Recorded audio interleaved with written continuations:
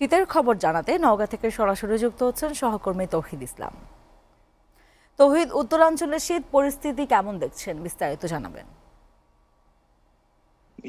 উত্তরাঞ্চল জুড়েই কিন্তু শীতের যে প্রকোপ সেটি কিন্তু বেড়েছে। আপনারা জানেন, গতকাল নওগাঁয় সর্বনিম্ন তাপমাত্রা রেকর্ড করা হয়েছিল 9.9 ডিগ্রি সেলসিয়াস, যা চলতি মৌসুমে সর্বনিম্ন তাপমাত্রা। আর আজকে বদলগাছি আবহাওয়া অধিদপ্তরের কর্মকর্তারা বলছেন আজকে রেকর্ড করা হয়েছে 10.6 ডিগ্রি সেলসিয়াস, যাও আজকে সর্বনিম্ন তাপমাত্রা। আমরা জেলার কথা যদি বলি, কয়েকদিন থেকেই বিশেষ করে সন্ধ্যা থেকে রাত ভোর অবধি কিন্তু ঠান্ডা বাতাস বইছে। সূর্যের দেখা আজকে সকাল 9টার দিকে দেখা দিলেও কিন্তু গতকাল কিন্তু আমরা সূর্যের দেখা 9টায় পাই নাই। 10টা 11টার পরে আসলে সূর্য উঠেছে এবং দিনের বেলা কিছুটা গরম অনুভূত হলেও বিশেষ করে সন্ধ্যা থেকে রাত পর্যন্ত, ভোর পর্যন্ত কিন্তু ঠান্ডার যে প্রকোপ, সাথে আবার হিমেল হাওয়া, সেটি কিন্তু বইতে শুরু করছে দুদিন থেকে।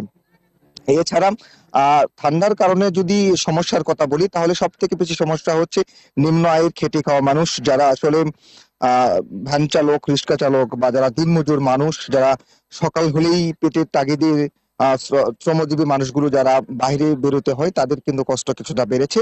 এছাড়া আপনারা জানেন, নওগাঁ একটি খাদ্য উদ্বৃত্ত জেলা। এই জেলায় প্রচুর পরিমাণ শস্য উৎপাদন হয়, যার ফলে সকাল সকাল থেকেই কিন্তু কৃষকদের মাঠে যে আনাগোনা সেটি কিন্তু থাকতে হয়, যার কারণে কৃষকদের কিছুটা কষ্ট বেড়েছে। এছাড়া আমরা শীতবস্ত্র বিতরণের বিষয়ে আমরা নওগাঁর যিনি অতিরিক্ত জেলা প্রশাসক রয়েছেন ইরফান উদ্দিন আহমেদ, তার সঙ্গে কথা বলেছে। তিনি আমাদের জানিয়েছেন যে এরই মধ্যে আসলে জেলার যে শীতবস্ত্রের যে চাহিদা, এটি কিন্তু পাঠানো হয়েছে মন্ত্রণালয়ে। হয়তোবা সামনের সপ্তাহের দিকেই এই তাদের যে চাহিদা পাঠানো হয়েছে শীতবস্ত্র, সেটি কিন্তু চলে আসবে।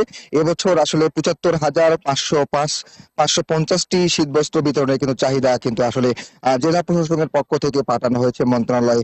অন্যদিকে বদলগাছি আবহাওয়া অফিসের কর্মকর্তা মিজানুর রহমান জানিয়েছেন এই যে ঠান্ডার প্রকোপ, এটি কিন্তু আরো বাড়বে সামনের দিনে, এমনটি কিন্তু আবহাওয়া অফিসের পক্ষ থেকে বলা হচ্ছে। সব মিলে এমনটি ছিল নওগাঁ থেকে শীতের খবর। ইভা।